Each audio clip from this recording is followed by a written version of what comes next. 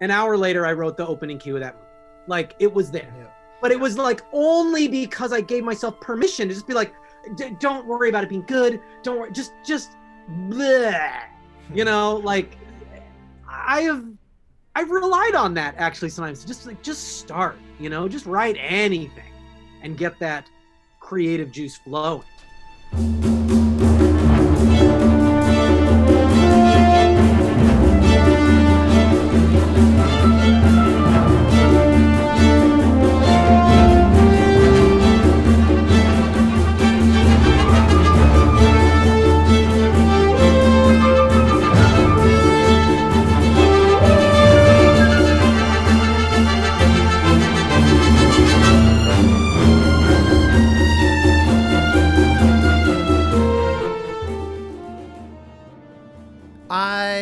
I think what would be helpful is if you told us what you are looking for, meaning, especially when listening to the music, I find it's useful if someone says, you know, for example, all I'm working on these days is melody. So I don't want to waste time talking about production. I don't want to waste time talking about blah, blah. I want to focus on that, or whatever. It can be anything. I'm not trying to prescribe. I just find if there's something in particular you're working on that is useful for us to kind of pay attention to, it lets us cut to the chase a bit more effectively. Is there anything like that on your mind? Okay. So I guess mostly what I'm looking for is, I guess, stylistic suggestions, like what you think works well, what doesn't work well, especially with regards to textures. I sent over a piece from my senior composition recital that was for 10 people, which is the largest group I've worked with so far. But I'm currently trying to write for a full concert band and just struggling, just making that jump from like one person to 30 or not one person, 10 people to 30 or 40 people. Just trying to go back to basics and work on. And since you've already framed a lot about yourself with the idea of it being, you know, a senior recital suggests that you were or are a comp student currently? I was, and I majored in computer science and music composition. Sounds like you're bound for the game industry. That was one of my goals at one point. Yeah, nice. I almost did the same. I literally was taking C++ and composition, and then I was like, you know, I like one of these about 100 times more than the other, so I'm going to ditch the pragmatism. All right, cool. So I think it's also useful to get that sense of where you're hoping to go with this, because obviously, you know, both Bear and I have had our toes in a bunch of different pools, and there's certain expected kind of norms, you might say. While always encouraging as much boldness as possible, there's certain things that film tends to expect, and so that's why I think it's curious to get a sense of where you're aimed. So games, film, can we just assume it's... The most part, I'm mostly just doing it for fun right now. I have a friend who does a yearly recording session that I was trying to write a piece for, but again, struggling with that one. Well, one of the things that I'm hearing even before we listen to anything is an emphasis on acoustic music, which I love, especially for someone who understands computers. To understand how to make something sound good in an acoustic environment translates immediately to electronic music. And I feel that, though it seems counterintuitive, going from an understanding of acoustic music into electronic music is much easier than the other way around, where it's really easy to go, oh, now I have an orchestra, and it's like, how come I can't hear the alto flute? I've got the trumpets playing mezzo forte. You know, like there's just things that when you're really in an environment where faders are God, you just don't think necessarily about the way sound fills a room and how to make it sound good. So, you know, the idea of like, I've got 10 players and I've played around with that. How do I make 30 sound good? How do I make a wind ensemble sound good? From there, how do you get you add strings and percussion, the dynamic continually changes. That's a good instinct to have. And it is fun, and it's also infuriating when you can have a big group and it's just sort of like everyone's playing and you don't hear what you wanted to hear. So I get that. Yeah, I think that's a good texture is both something that is inspiring and you can play around with, but it's also a thing that can devour itself. Like Austin and I had a teacher at SC, Jim Hopkins, who would always make the analogy to ingredients. he could be like, oh, so you're making a soup, and it's like, here's some basil, and oh, here's some turkey and ham, but I also like vanilla and coffee and cherry and apple, and they're all wonderful ingredients, and you can put them all together, and it does not make a meal that you want to enjoy. And also similarly about that analogy that I think works is that some things, you know, add habanero and it obliterates the rest. And so like a lot of composing is that recognition of like, okay, I've got my, you know, my 5 chimbassos, and then, you know, no force on earth will make the alto flute come through anymore. I've never thought about it being comparatively easier to go from acoustic to electronic, but I think that's spot on. I totally agree with that. I mean, I just find in mixing, as I've been learning to mix music and really embracing my role as an electronic musician, just as a film composer, that God, it just all comes down to basic frequencies, like basic understanding that, okay, we need the basses and cello, you do this and you put that chord there, but then that means one horn there, and then like one piccolo up there is all you need. You don't need 10 piccolos. You know, it's like, it's to a degree, it's acoustics and what feels natural there. When you apply that to electronic music or anything else, it's fundamentals, you know? Yeah, I couldn't agree more.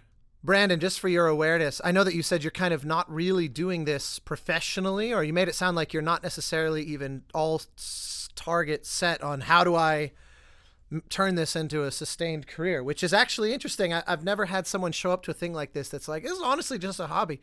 And don't let me mischaracterize your career ambitions. But I just thought I would mention that what you sent over was really quiet audio. So I have boosted the ever living hell out of this so that we can all hear it, nicely. But that was just going to be one of those little, like, depending on your goal, there's like a kind of a checklist of things that would be worth mentioning that are all quick and mundane details.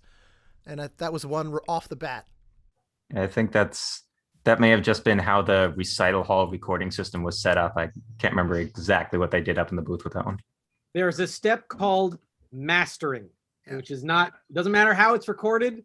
It makes everything loud, and nothing goes out of my studio that isn't mastered, just because you never know what environment people set their levels, because they were listening to, you know, Cardi B or whatever, which is mastered, looks like just a bar. It's so loud. Brick. And then immediately your stuff can be like sound softer. But then again, we're in an environment where if the director listens and the first 2 seconds are too soft, they'll be like, I don't like this. I can't even listen. You know, like they freak out. So yeah, but that is a simple way of communicating your ideas, making sure that they sound good. And there's software that's so cheap and simple just to put a little compression on it, you know?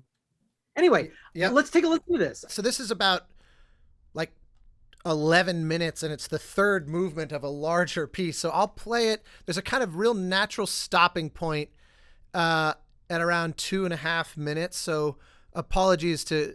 Wondering if it would be possible to do the end of the piece? Oh, sure. Well, yeah, whatever you want. I see... the last 3 minutes starting at 7:46. Wow, you're just freaking ready. All right. I wanted to be prepared. I love it, man. That's awesome. Well, I see what the waveform suggests is a strident start of something new at exactly that time, so I'm pretty sure I'm on it. Just wave at the screen if I'm not doing as you hoped. Here we go.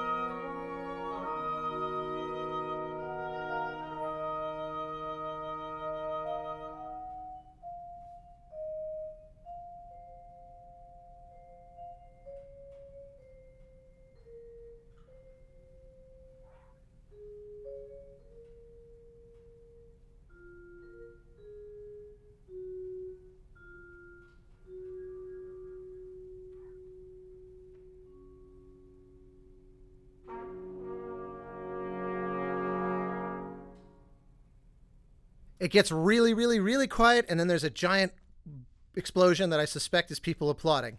So I figured that was the spot. Yeah. I've got some thoughts, but Bear, why don't you kick us off? I'm feeling Stravinsky with a lot of the rhythmic activities and interesting lines. It's a really commendable work, man. I mean, it's Thank you. I love the direction that it's heading in. I love the ideas.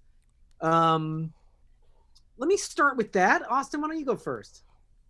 Fair enough. I think the biggest thing, especially knowing that you were asking about that expansion of palette and how to start sort of thinking in the, it's almost like starting to think in 3D, you know, like in Wrath of Khan, when they realize that Khan is thinking in a single plane, right? And that's how they're going to outflank him. That's a lot of what going from chamber music or even like solo writing up to orchestral writing in a way is kind of like, because the goal is not to use everyone all the time. It's not an additive process necessarily. It's what all do I have at my disposal, and how do certain things amplify other things? So the first thought that I had was, there were a lot of times, even within that excerpt, where I could feel you building something, and then for whatever reason, you seemingly started taking things away before you kind of got to the end of your phrase. Part of it is that it's a challenge to evaluate when the performance, it's hard to know. There are a few times where it felt like the performers were kind of running out of gas, and that may just be them, and what's on the page is you know, they're only doing partial justice, in other words, to what you wrote. God knows that, and you know, Bear and I have done our tour of duty in the world of the academic and student musicians and stuff like that. And there's plenty of times you put something in front of somebody and you're excited and you're expecting it to feel like the clouds breaking, and then it comes out so meek, and you're like, you know, it takes a long time to realize, oh, I didn't screw that up. They maybe just weren't ready for it, or, you know, or they were tired. They had a long day. How many student musicians were reading parts after 10 hours of practice and that kind of thing, where they're just fried and it was screwed from the beginning. So struggling a little bit to disentangle those. Yeah, sure. Part of that may be hurt by that I like to challenge the players, and my general principle, if I didn't know something, was not to ask them if something was realistic, but to ask them if it was possible. Yeah, well, Go from there. I mean, yeah, story of our There's lives. there's nothing wrong with that. But one thing I would encourage you to think about is shifting that relationship a little bit. To me, musicians really start to like you when you, yes, challenge them to a degree, but you write something that actually lays under the fingers pretty easily, but they look like badasses. 100%. Now you have their attention. It sounds challenging. Like the violin, like quadruple stops, and people are like, oh my God, that sounded so hard. And it's like, nah, it's not. That's where the players start to really give you that extra energy. So it's something to think about, that like, yes, challenge is good, but it's like challenging in a way that takes full advantage of what they're good at. Yeah, setting them up to succeed. They get to show off, because the audience goes, that sounds like it's so hard. Then everybody wins. The audience has a good show. Players look like badasses, and your piece is performed beautifully. When in fact, the challenge factor, like, really, is this hard music, is relatively low. It's hard because there's a lot of detail to put into it, not because it's literally hard to play trumpet lines where you have them playing parts that make me go, I don't think that's the melody. I think the saxophone in there is the part I want to. I wish that trumpet was a section of strings at like piano, like shut up trumpet. That's a challenge that is unnecessary. It's challenging because it's awkward. Do you know what I mean? Yeah. But that's just it's just a way of sort of approaching it. Yeah, I think there's also, just from a kind of slightly related, but I think there were a few times where you've clearly got some percussion. There's at least one percussionist in there. It sounded like you had a timpanist. Three. Well, see, there you go. That's an interesting diagnosis right there. Three people. You can have three people with a full orchestra. Three people can make an ungodly amount of noise. And so there were times where I felt you building to a crescendo, but I thought, for some reason, you're only giving me 70% of what I know this group can do. Now, if I know this is, part of a larger piece, and if for some reason that's conceptually tied in with the piece, like if this is something about, delayed gratification, the symphony or something like that, then don't let me tell you what to do. But I definitely think,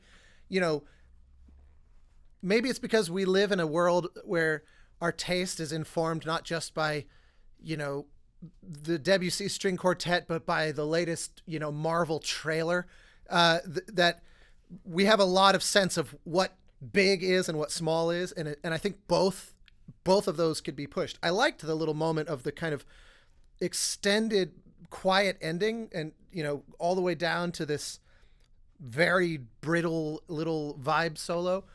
That's what I mean by get as small as you can possibly manage when you want to go small, because, piano in a full orchestra of strings, for example, I mean, playing like pianissimo still has a certain amount of mass to it that, if you really want to get small, you got to start stripping away even from there. And so you did that, but by the same token, getting properly big, a proper crescendo, you have a lot more you could be throwing at this. I know that since you mentioned texture, it's kind of why my head is, I think, fixated on this, is I kept thinking, okay, you're giving me kind of like a riff. I mean, I'm feeling almost like an ostinato starting to form. And so it's like, just start stacking people onto that until you just feel like you're blowing the roof out, because surely there's always more that you can do. The classic pop music trick is like, right when you think it's at the breaking point, everybody shifts up a step, but that, as cliche as that is, it's so fucking effective. That's one, I've done that a million times, just shamelessly. Like, everyone's playing fortissimo, I've got everyone in the orchestra going, and yet I still need more. How do I do it? Well, let's just nudge them up, so it's like, I think you can be committing to these gestures harder if that works for you. I would expand on that and say that I feel like Austin and I both responded to the same thing, but with a slightly different way of looking at it. You're really zeroing in on the builds, which I think is wise. I would encourage you to be, and again, part of the macro structure of this piece might be the very jagged, fractured, sort of, different ideas bursting in and out of existence. So, as a thing that does that, it does it well. As a piece of music, what I sensed was a lot of ideas and a fear of commitment. Many of our things are driven by fear. A terror that you're going to lose the audience's attention. So you're changing constantly, and without going full Philip Glass, which is a whole other thing, the capacity to have faith in your ideas and say, this is the texture I want you to hear, and it's good. I want you to enjoy this before I change it. That's something that actually takes a lot of security in yourself as a composer and as a arranger. I can't tell you how many times I've realized that I feel like I'm getting bored and I got to keep changing it up, but it's also just like, no, I'm just afraid that like, if I don't change things, my music isn't good. But it's like, you've got all these great textures, and I felt like we're going up and down, and none of the textures were given enough frame, except for possibly the little woodwind duo. That was quiet. That actually had me kind of going like, wow, Totally that's agree. cool. I really enjoyed that. But had it been half that length, I would not have enjoyed it, because I was still just like getting used to it, you know? So I mean, you had enough ideas in there for 10 minutes of music easily. You know what I mean? So it's something to sort of explore next time, like dole things out more slowly. Let us live in these textures and have confidence in your ideas that they are worth listening to. Because if you start feeling like the arrangement is like, it's like when you're watching a movie that's cut too fast, you can just tell the editors are like, let's get this shit over with. Like, we know it's not good, you know? I think that's such good advice that I also have to constantly kind of remind myself. One of my composition teachers from an eternity ago she had been a student of John Corigliano, and one day said, she goes, his sort of superpower as a composer is that he always manages to, he can hear his own music through the lens of a listener really well. And because what Bear's saying is exactly that. We spend, 3 hours on one bar. So in our mind, that's a 3-hour chunk of music. But for the audience, it's gone in an instant. So we spend all this time like, is the viola voice leading really all that it could be? And you forget that the audience will never even know there were violas there. Like so you have to zoom out and listen. That's where the thing, because I have the same thing. I tend to pathologically avoid repetition. And then I'll listen with like a stranger in the room, and I'll feel exhausted because I'll realize, holy shit, in 1 minute of music, I doled out everything I've ever thought of in my whole life. It was like my autobiography, including the next 40 years I haven't lived, in 60 seconds of music, just breathlessly, like refusing to sort of believe in something to stretch it longer. I've been guilty of that a million times. So yeah, it's definitely a bit to that. Yeah. Gents, give me 2 minutes. Just keep pressing ahead. I got to run in the house 1 second and deal with something, but I'll be right back. No worries. No worries. Yeah, you're back. Is this, I gather this is resonating and feeling sensible, but is there anything specific off of this that is bringing questions to mind? I'm definitely understanding what's saying, and I know development of themes is definitely a weakness of mine. I'd have this tendency to want to just, okay, I did this thing, what's next, rather than just constantly expanding upon what I'm doing. Yeah, I would suggest listening to those composers who really specialize in the economy of material. Because yes, Stravinsky, for example, tended to just move on with his life all the time, right? He would like you in the ballets particularly, you listen to The Rite of Spring, and it's sort of constant succession of new material. He'll kick something around for 5 minutes, 3 minutes, and then move on to something which is essentially entirely new. And they're all individually brilliant, but I've always, even though I hold Stravinsky in probably my top 5 composers of all time, I really, really, really admire the Bartoks and the Bachs of the world. And in film terms, it would be the Jerry Goldsmiths, who have real incredible economy. They can make an hour of music out of 5 notes and really find ways to just constantly vary it or constantly derive big gestures out of those smaller pieces. Obviously Beethoven is a legend in this capacity as well. So I would spend some time with music like that. The only other thing I want to make sure to just try to begin to answer, because you're asking kind of a lifelong question of how to how to wrap your arms around, you know, the forces of like a large orchestra, or you mentioned concert band, relative to a small chamber group. I think for me, it's the answer that's the same answer to all composition questions, is just listen to music that uses those forces, and you'll start to hear the ones that inspire you more than others, and then just follow your ears to unpack that. I wish there was a better take two of these and call me in the morning kind of answer, but because I don't remember ever feeling like, oh, I now have the confidence, I've crossed some threshold and I now have the confidence to write for, you know, an 80-piece orchestra, whereas I was only comfortable with 30 people yesterday. It's never like that. Part of it also is just doing it, knowing it's probably going to be janky as hell the first time, because you're overestimating this person and you're underestimating this person, and you forgot that, you know, violins are actually really freaking quiet on their own. Like, there's a million things, or you just don't know until you've screwed it up. I'll never forget, for example, my first time conducting a full orchestra when I was about 14 or 15, and I had never heard I had no concept for the idea of transposing instruments. I didn't know that was a thing. So I'm conducting and I'm going, this is just not what I wrote, but it's weirdly consistent with what I wrote. Like I can feel the kind of shadow of what I wrote. And then the trumpet players, no one warned me. And the trumpet players go, you know, is this in B flat? And I was like, what is this B flat that you speak of? You know? And, it was I'll never forget, you know, it's one of those, it's like to the point of lifelong paranoia. Magical, man. I want to know what that would sound like. Part of me is like, what a cool way to just get like a polytonal kind of. Yeah.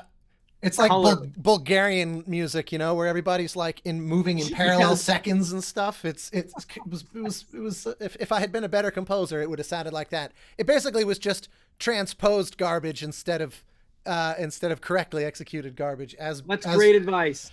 I once tried doing that intentionally. I once tried doing that intentionally a piece, and unfortunately, I wasn't there at the first rehearsal, so they tried transposing it to make it sound like they would expect instead of the weird parallel seconds everywhere that they were expecting, and so like, this doesn't sound right. It sounds too normal. I actually routinely make notes in my parts to preempt those kinds of questions, where I'll put people like in a half step off each other, and you'll put a note in the part that says like, yes, this is correct, or something like that, because that's that exact thing. You see them discussing in their section before they raise their hand, trying to solve it in advance of you. And you're like, wait, I know what you're doing over there. I can see the little conspiracy. It's actually not wrong, I promise. What were you gonna say, Bear? I was cutting you off. No, I was gonna say exactly that. You give them a heads up, and there are many times at sessions when I've, you know, written some harmony that I'm quite proud of, you know, and then the bass player will be like, you know, somebody will raise their hand and I just be like, yep, even almost as they're, hey, in bar 40, I'm like, that's correct. Yes. And I kind of like that feeling. But again, that is born from years of somebody raising their hand. And then you go like, oh God, my humiliation is about to begin. What's it going to be? You know, and it's always something awful that you should know. And, you know, just dive into the not knowing. But in your case, I would definitely say the trick to textures is letting them be. Let them breathe. Stretch out your ideas. Restrict yourself. The trick to textures is being able to hear them. So pace it out and explore. And then as you get more confident, you can start interlocking textures. Like right off the bat, one of the things I realized, you had all these amazing, cool interlocking moving parts. Great. I was like, one long line, a horn, in the midst of all this, it's missing. It is missing. I mean, but I'm lost. I, as a listener, am in an ocean.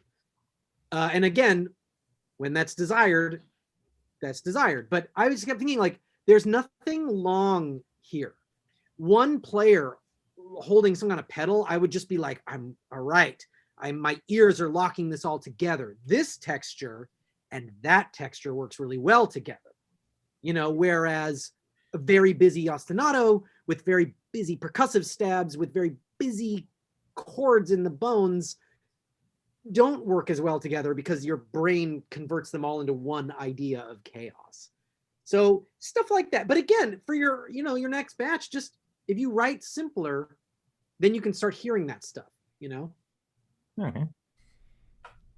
Yeah, you can always you can get away with a whole lot if there's something somewhere in there that's stable. You know, that's why rhythmic ostinatos are really popular, I think, for that reason, because you can put so much shit in there, and if there's some kind of, you know, dun dun dun dun dun dun dun that's just transcending it, the audience never feels like they've been, you know, thrown into zero gravity. I will say, in our academic background, me and Austin both encountered people for whom that was such an easy out, an ostinato, that they would look at us and be like, you Hollywood hack wannabes, you know, using an ostinato because it's enjoyable for your audience. We're not in that era anymore. You know what I mean? Like it works so well. It is a powerful tool. Oh, yeah. And does root you to be able to drift away, explore other ideas, and then come back. You know, you have either something to listen to under that or in between that. You know, you give people something to latch onto. Yeah. Yep. Couldn't agree more. Any last question before we kind of shift gears? Brandon, you good?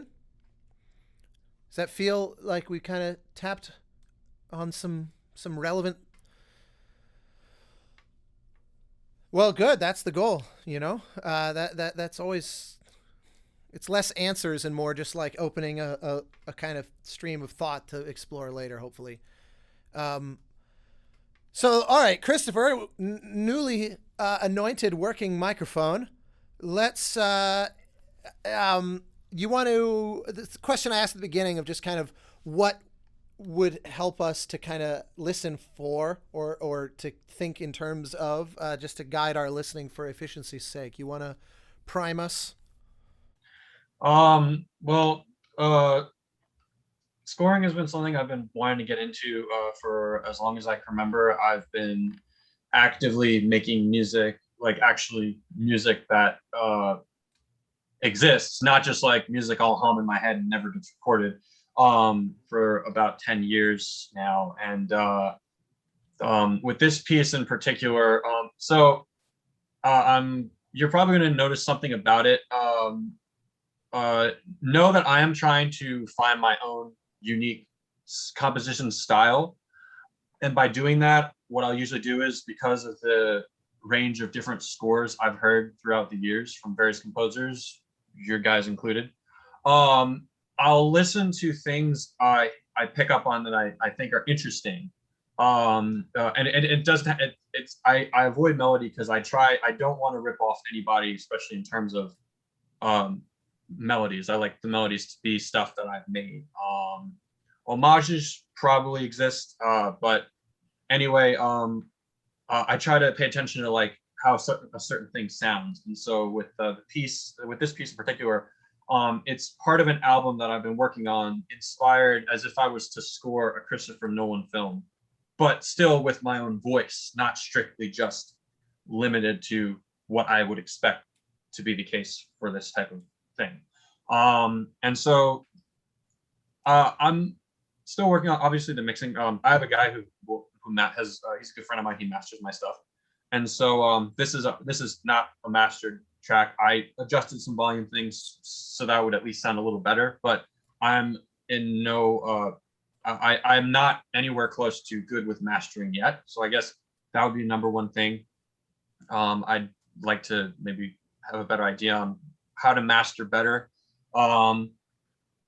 Structure wise, do the melodies make sense? Do the melodies flow, or is it just a chaotic mess? I guess is the quick the shortest way to put it without going into a long tangent. No worries.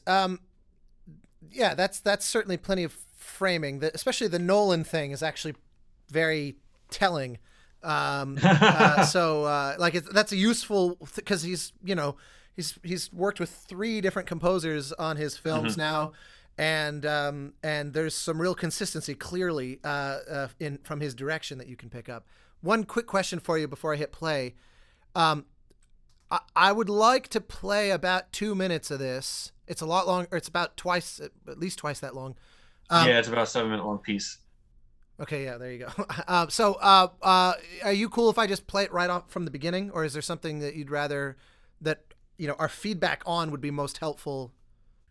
I mean, honestly, the opening bit, especially that melody when the violin kicks in, that I have absolutely nothing against you guys hearing that part. I just don't know if the 2-minute mark will cut off before the main theme kicks in, which is the brass theme. But if that ends up being the case, so be it. Well, I may give you a very realistic producer playback then, and play and then just skip ahead and see what happens, because that's basically how our music gets listened to by employers. They go, okay, yeah, here's a little bit of that, okay, and you get like little 5-second, if that, snippets all scattered randomly. So we'll see what happens. Here it comes. All right.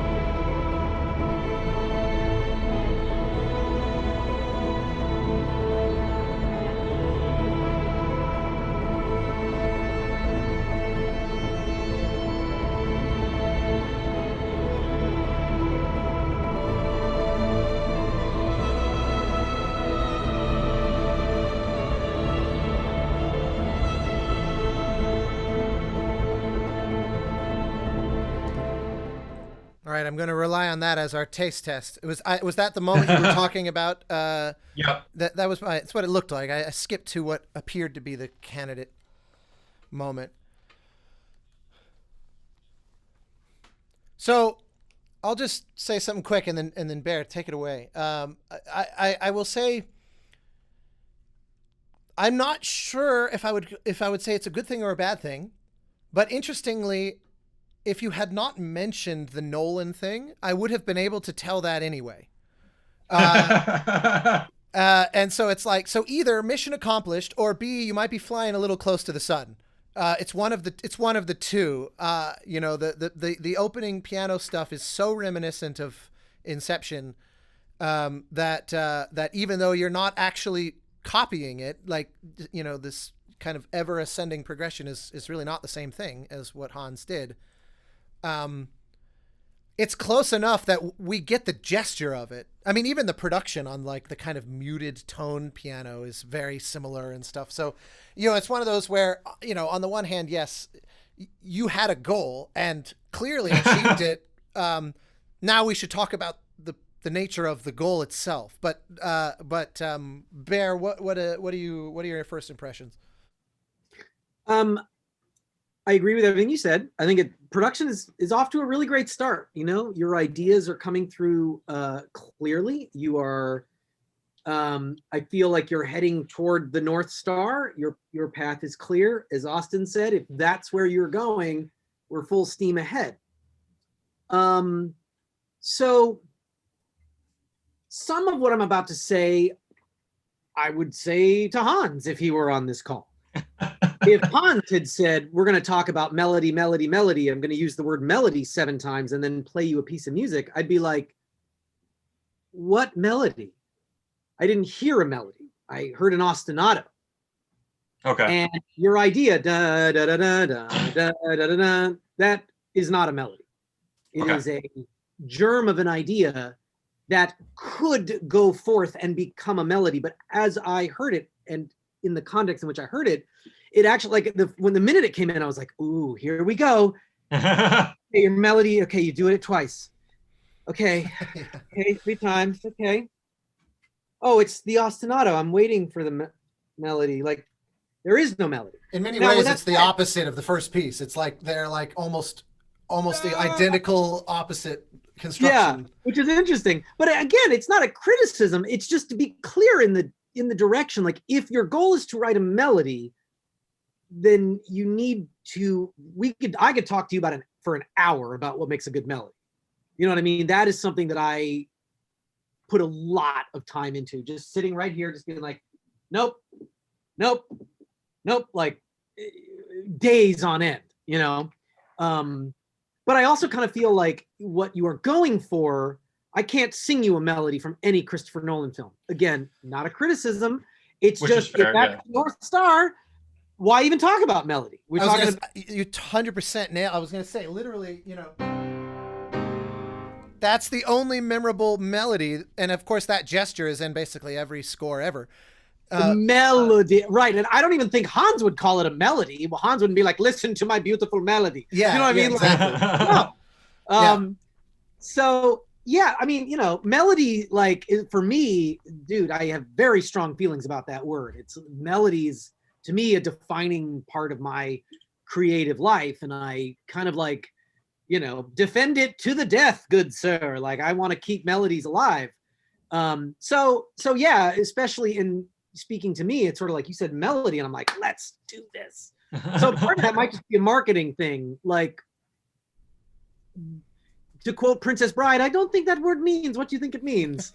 You know? Fair enough. But so you tell us, man, like,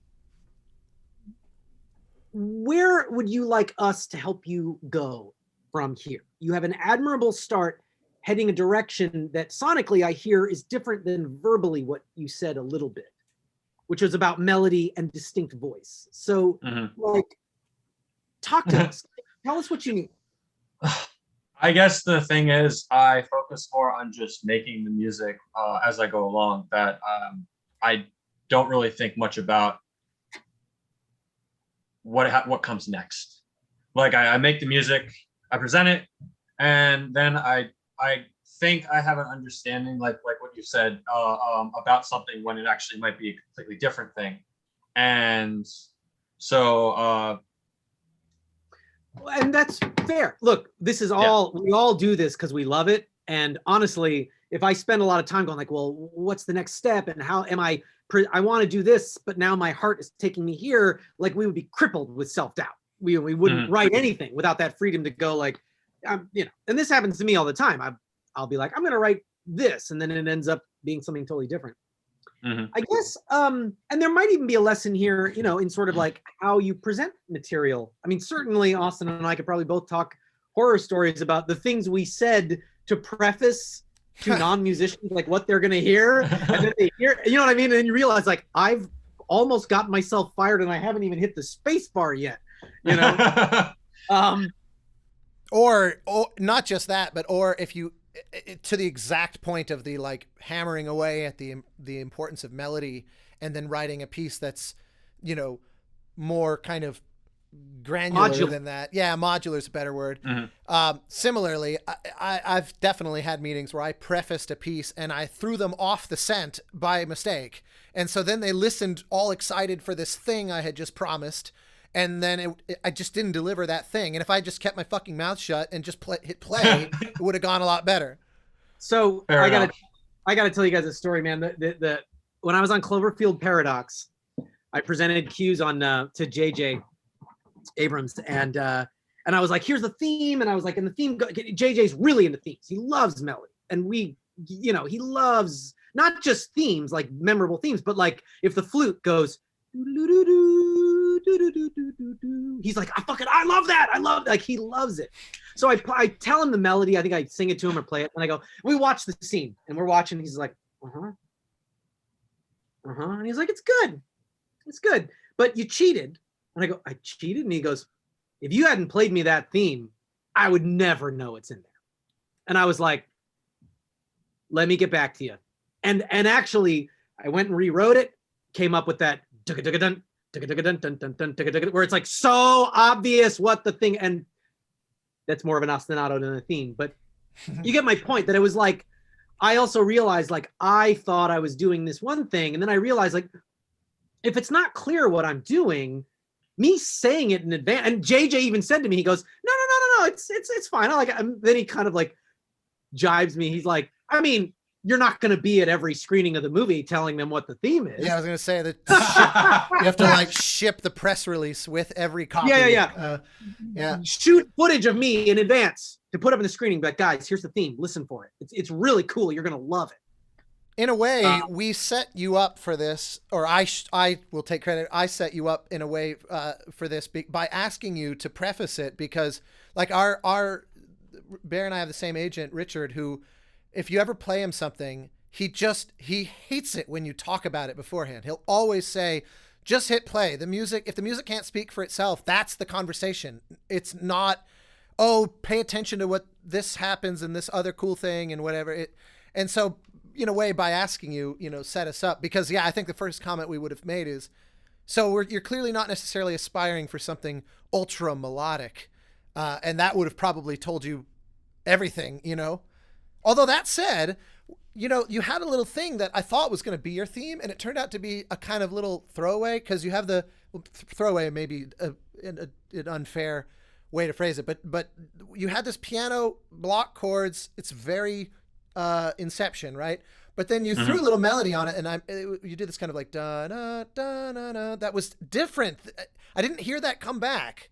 Maybe I missed it somehow, but I remember thinking that is I remember thinking that's not something that you would hear in a Nolan score in a way that I'm charmed by right now. It feels like you taking this kind of formula of the very metronomic, the very ostinato, the very, predictable kind of 4-bar chord patterns and things like that Nolan seems to just really love because they're in everything of his movies. And then expanding on that and going somewhere, since it's not actually for a Nolan film, and doing your own thing with it. I had this little glimpse of maybe it was going to go that way, and you kind of backed off that, and then your big brass moment that you prefaced us with was actually really kind of a different thing entirely.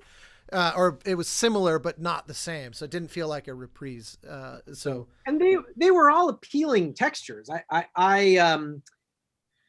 think the piece is off to a good start. It's just in that style, and I am not the best person to like help with that style. In that style, to me, that whole Nolan style is, I look at it like it's all a picture frame around the movie. And it's never a picture, ever, ever, ever. It is on the edges. I'm going to frame this fucking movie for 20 minutes. You're going to hear this thing, and you're pulled in. Whereas the polar opposite John Williams approach is like, dude, I'm not the frame. I'm gonna grab you by the ears and say, this is the story. And I'll be the frame as needed. But like, and for me personally, like my whole aesthetic when I approach modern scoring is like a little bit of column A, a little bit of column B, like I draw from both those guys. I would say like 50-50. Like I think there's a lot to be said for mastering that Hans aesthetic and then going, okay, but now what if we put a beautiful melody on that? Like horn and like, you know what I mean? Like that's like the essence of of how I kind of interpreted these modern colors, So it definitely, is good to be able to do this stuff. I actually would say you're not 50-50, Bear, just to make this about you for a second. What I hear when I listen to your work is someone whose heart really is in that much more that Williams camp. And in those moments where it is more vampy or ostinato textural stuff, I don't hear someone who's going like, I hear it like holding a horse ready for that moment to unleash. Yeah. You know, there's a real difference. Like those Hans moments we're talking about, they feel so at home. They don't feel like at any moment the Mission Impossible fuse is going to hit and it's going to go flying out the gate. But that is how I feel with your stuff, where whenever you're in that mode, like there's plenty of underscore moments in, you know, Agents of S.H.I.E.L.D. or whatever, where you're hearing just like this kind of, but there's something about it that has that impression of, I know what's coming. It's waiting for its moment.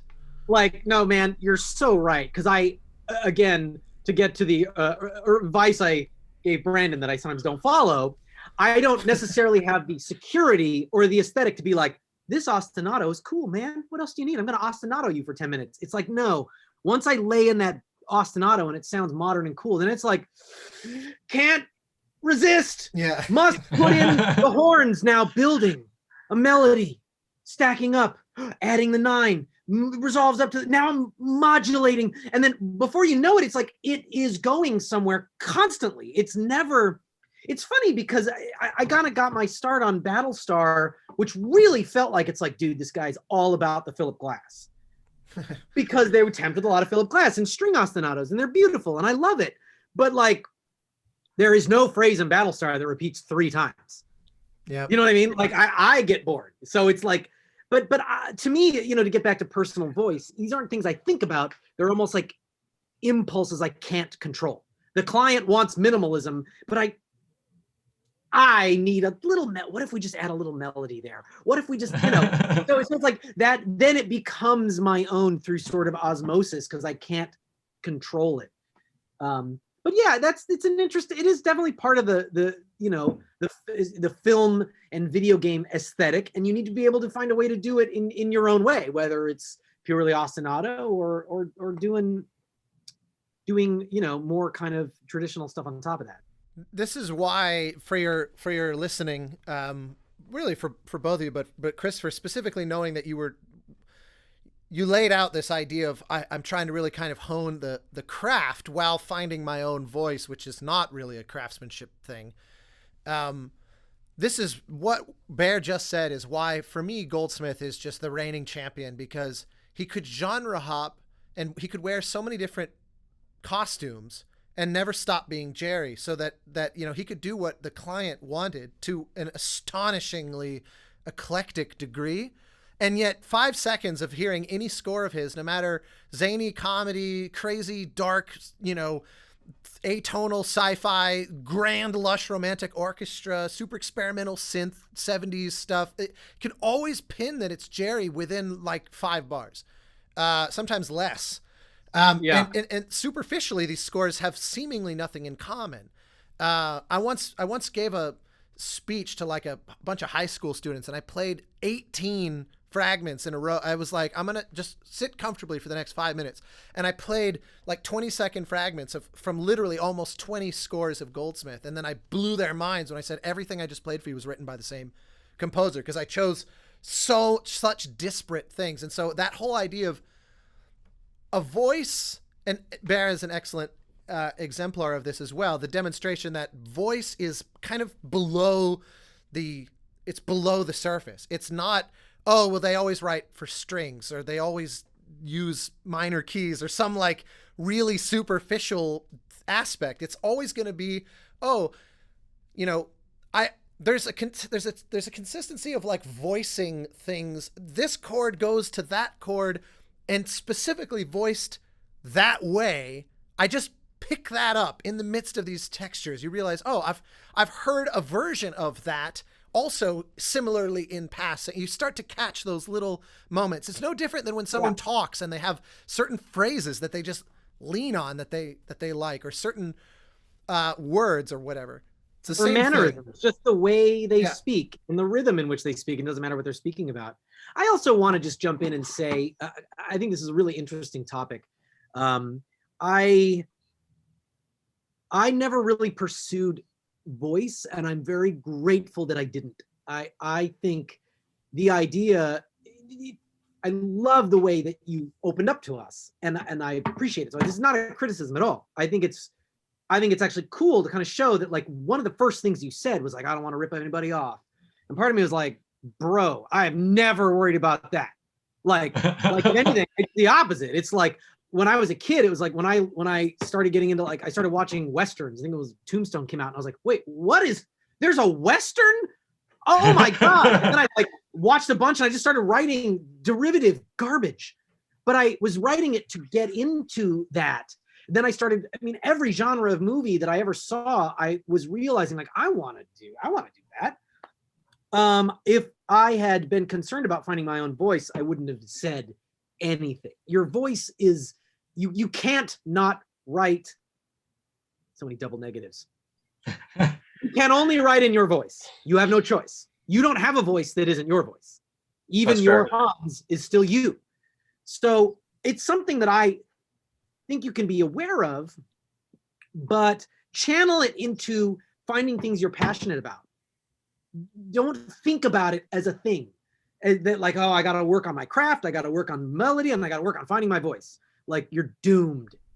And also, sorry to cut you off, but I just have to pin right on top of that. I have to, like, staple onto that comment is the idea that if you feel like you have self-assessed your voice to such a, like, first off, that level of self-awareness is kind of almost suspicious in a way, because you're not just genuinely following your instincts at that. You're now kind of outside yourself, looking at yourself.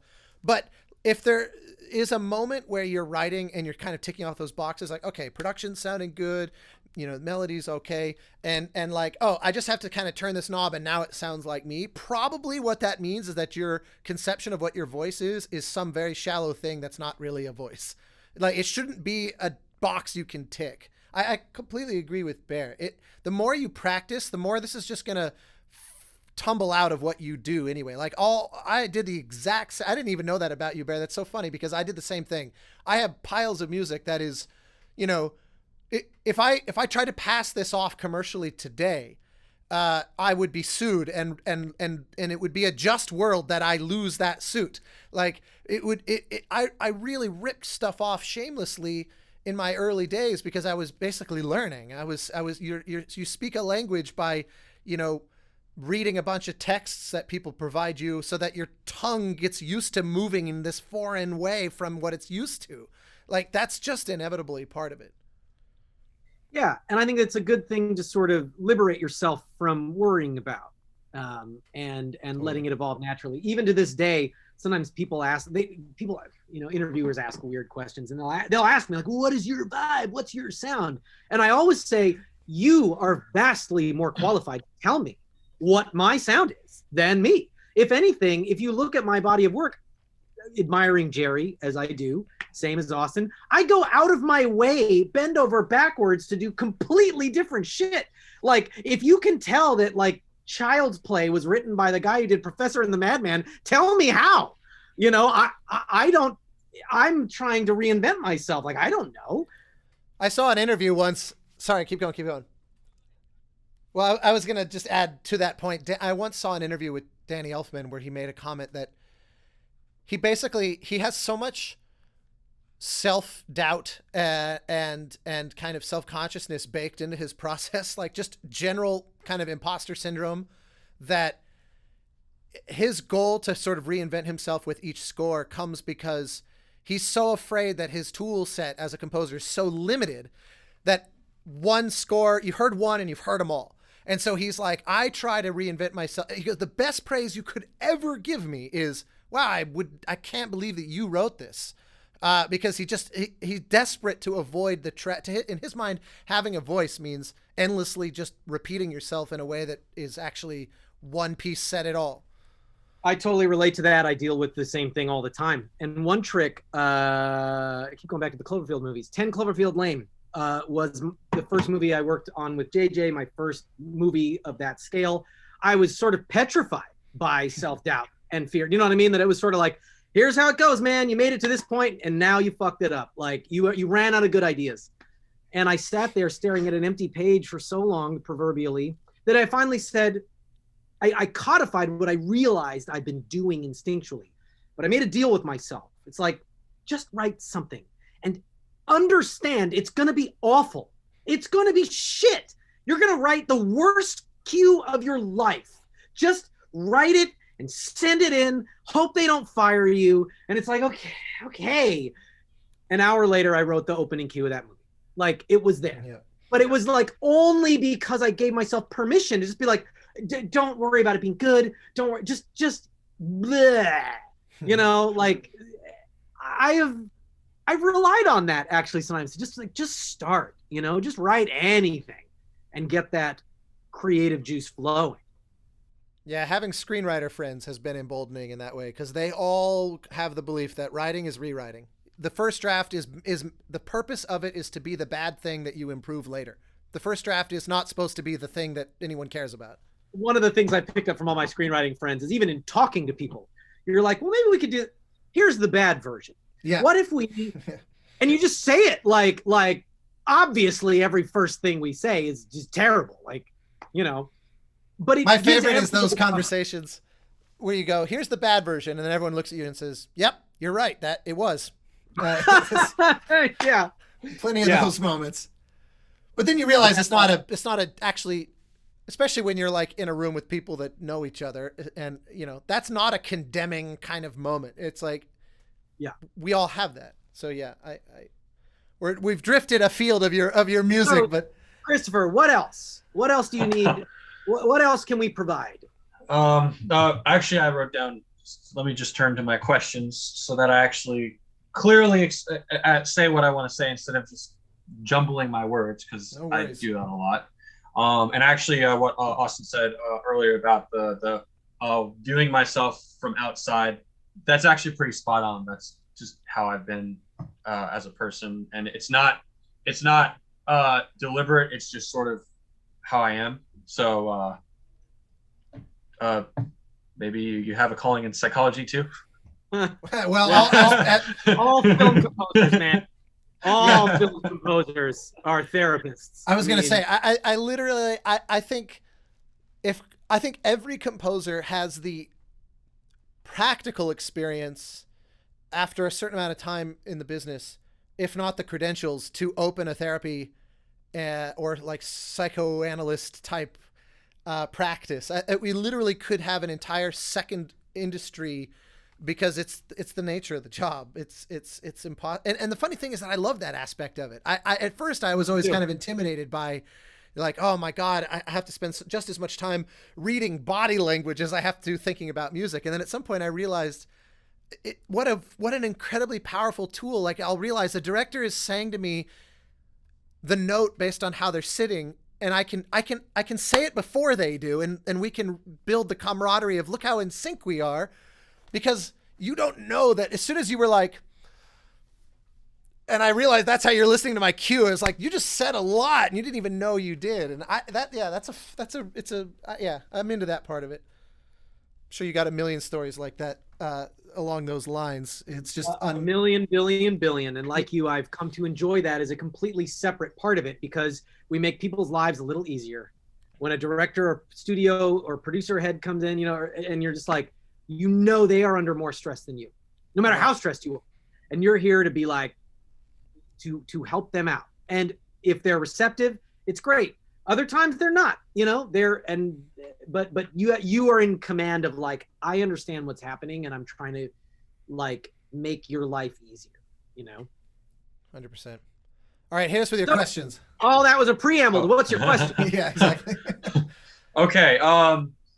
I guess any suggestions for getting my music more out there, a better way to reach people, especially the right people who should be hearing my music? First of all, who are those people? Where are you trying to go? Well, I mean, ideally, the end goal would be to score films, even video games. I would not be opposed to even TV shows, anything to get me a foot in the door, basically. I loved the inherent hierarchy that you kind of laid out just then. I was about to comment. Fascinating. As someone who started in TV and has done a solid 15, I'm like, that's good. Quick story. I remember being on the phone with an agent who had never done a damn thing for me. And it was my first agency, and I was still like terrified. I was at an agency, and I was like, so there's a chance it's looking really good. I think I'm going to be the composer for this show, Battlestar Galactica. Is that going to hurt my film career? Yeah. So anyway, take that, Once upon a as you time, that may actually have been a yes. I mean, a few decades ago, it's literally a decade and a half ago. It wasn't as outrageous as it would be now, but yeah. All the film guys now are going, is this movie going to hurt my TV career? Seriously. Things have changed a lot. They're all taking their feature specs and like, how do I rewrite this into? It's a pilot now. Yep. All of them. I think Bear's question to you though is the really insightful thing, because shotgun approaches of just like, I'm going to send out a music and hope that all 7+ billion people on this planet have a shot at hearing it. You're far better off targeting literally one person at one production company and putting all your energy into figuring out how can I get in touch with this person in an organic way, find some mutual friend through a third cousin's ex-roommate or something, and really diving down a productive use of that, mental energy than just blasting things out because this applies to everything. When I get an email from someone who's looking for work, who wants an assistant type position, and they're like, "Dear sir, who is or was a composer," and it's like one of those SNL Christmas letters, versus somebody that's like, at 45 seconds into this one cue that you wrote, I decided I want to become a composer. And it's like, they're writing an email to me that only would ever make sense to me. And I will write back to that person straight away, even if I don't have any kind of opportunity for them, because it's very clear where they're coming from. Likewise, if you contact somebody who's like at Sony, God of War changed my life. And I really if you start from that position and spend all your time trying to figure out who's the audio director, who are the relevant producers, blah, blah, blah, blah, blah, that's a million times more worth the effort, even if it doesn't lead anywhere repeatedly, which is the case. Another thing to think about, and I know Austin and I have a lot of experience with this, it's not about even just the way you worded your question is like, how do I get my music out there? The cold truth is, nobody gives a fuck about your music. They don't want to hear it. They have another problem that you can solve with your music. But the way to approach it is like, what can I do for you? Not check out this cue I wrote, but it's like, hey, so what do you need? Oh, you're developing a web series about whatever. Do you want me to sketch some themes for you? Do you need this? Do you need that? What do you need? What can I do for you? That, like, every person who works for me, I have a staff of like a dozen people. Tons of them a good 6 of them are writing music. Oh, actually even more now. Some of the ones, everybody that starts off in an admin position, they bump up to writer. Here's the truth. If you work for me, the first cue, the first music of yours that I ever hear is music I've paid you to write that's going on the air. I don't need to hear your shit. I need to know that you're cool, that you have a good work ethic, you have a good attitude, you get along with people, you'll get me a sandwich. Then you'll fix my computers. Then you'll proofread cue sheets. Then you'll start tracking stuff. Then you've got a little setup, and then I'll get you a bigger one. And it's like, before I know it, it's like there's people who are writing for me that other people are supervising their cues. I still haven't heard their cues. You know what I'm saying? But it's like they're in the system. They're in the family. And then when new opportunities come along, it happens all the time, where suddenly it's like, oh my God, C came up, Walking Dead, they're hitting at the same time. What do we do? And it's like, hey, well, there are these 3 people. You don't even know them. They've been doing some small cues on Walking Dead. And my guy is vouching for them. This is a whole other thing about the ecosystem and the economy of the film music business. Getting in there is a different way of getting in, but it's a valid way of getting in. Like, but it's still approaching with the same mentality, whether you're going to a producer, whether you're going to a composer studio. It's just like, I have skills. What can I do for you? How can I make your life easier? That is a total rewiring, as opposed to, I want you to hear my music. Check out my music. And with that said, you got to be good at writing music. Don't get me wrong. These people wouldn't be here if they couldn't write good music. It's just that they wouldn't even get up to me. My machine is set up like, if they write bad music, like people 2 rungs down would go, that's not going to go on The Walking Dead. You're out of here. And that happens all the time too. You know, we give people a shot and it's like, they're not ready. So that kind of like come to help provide a service, that helped me when I switched, and I had to switch from like, check out my music, I am giving it to you, to what do you need? Let me help you out. And, you know, and part of that is the very real belief that if somebody says, like if someone were to call me, if I talking to a game developer, for example, and they say, you know, the question is posed, how can I help you? And they go, I really want to get in touch with Bear. Do you happen to know him? Like, if you genuinely are asking them, how can I help you? And it's coming from a real place. The question is, let me text him right now, and I can probably put you guys in touch by 20 minutes from now.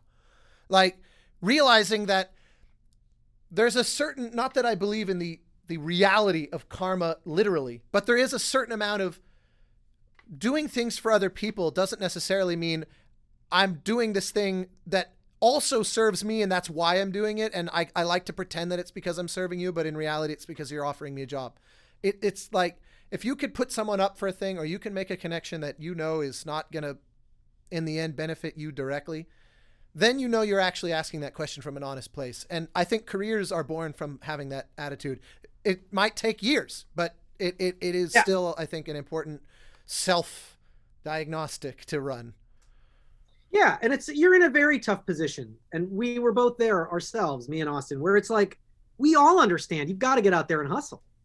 I never look down on somebody that's like, oh, check out my music, you know, cold email or Facebook message. But it's also like, yeah, I'm just busy. Like, I wish you well, but it's like, whereas, I mean, there's a guy writing for me all the time. He's been my employee for years, who started off as an intern, just so unlucky that it was when my wife was doing this big show and we needed a roadie to just bring guitar amps around. And I was like, dude, this guy is a workhorse.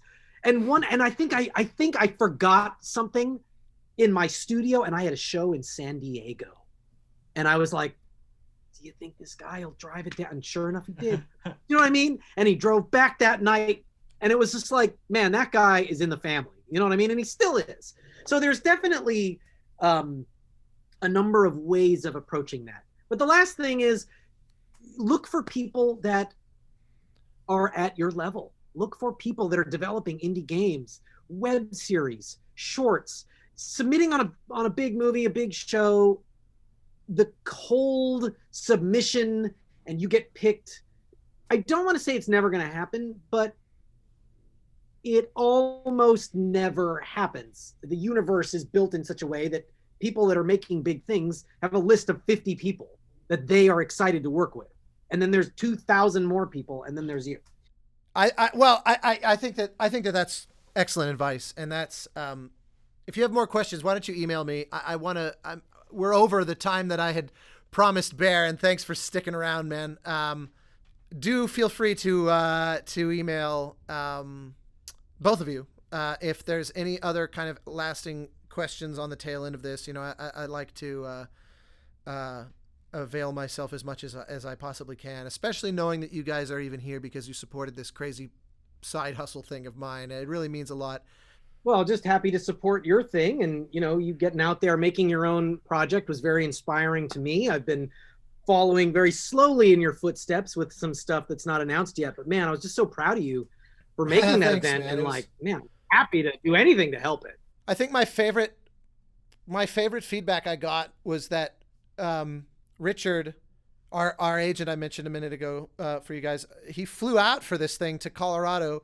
And at the end of it, he told me, he goes, I have to say, I expected to hate this, and I didn't. And I was like, say no more. I'll take it.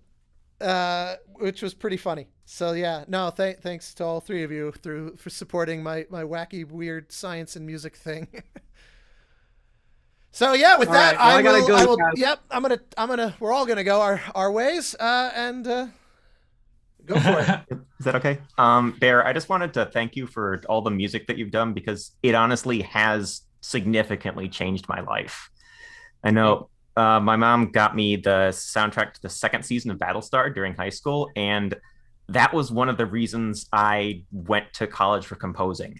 And I started following your other stuff, because of Dark Void. That got me into gaming in general, which got me into wanting to make stuff. So I think without that first CD, I would very easily have a completely different career, live in a different place, be engaged to someone else. It's just it all traces back to that. I'm not even joking. Thank you so much, and I feel like all three people that remember Dark Void are on this Zoom call. Seriously, man, I don't hear that very often, so thank you. Very underrated. Yeah, man, really, It's awesome. truly, I love that score. I appreciate that a lot. Well, best of luck with everything, and to both of you, continue to enjoy it. Your music is better when you're having fun and enjoying it. That is the way to find your voice. That is the way to take your career where you want it to go. That can't be faked. So I feel like you guys are both on a great path. Would I be able to also say parting things since he Have at it, man. in the spirit? Similar in nature. I've been following your career for a while. Battlestar Galactica. I haven't seen it yet, but I've listened to all of the soundtracks. But something that got my attention to your name was when you scored Human Target. Whoa! All those years ago. That is still one of my all-time favorites. Man, thank you. And I'm still disappointed that they didn't bring you back for the second season. Well, look what happened to the show. They didn't bring me back, and that's the end of it. Yeah. But I would like to at least just note that a majority of these CDs are the autographed ones I got from La La Land. Nice. Whoa! And most of them are yours. Like Nice. I got Oh man, that's all awesome. the Da Vinci Demons, Cloverfield Lane, Professor and the Madman. Look at the devil. Wow, man. I've Well, got like a I bunch of them. appreciate that. Thank you. And And, and thanks for doing this where like you put them out in an accessible format. It's a nice little extra thing where, because a lot of like pop musicians, they do their special autograph things and they go up for bid for like thousands and hundreds of thousands. And granted, film scoring, I guess for me, I actually enjoy film scoring and film scores more than quote unquote normal music, even though normal music, like music with words, still has a significance in my life. But it's a nice thing to see you doing this. And another thing is that when the depth you go with your booklets and your blog, I appreciate that. I always enjoy reading them when I can. I haven't been able to because of as much lately because of work, which has also been sort of taking me away from focusing more time on music. But I'm hoping that at some point I'll be able to. I appreciate that, man. It's nice to know there's people out there like all of us that really enjoy getting into the weeds and getting into the dirty details. All right, you guys, I gotta go. Best of luck, Austin. Thank you. Congrats. Thank you, man. I'll talk to you guys later. Okay. Take care, all three of you.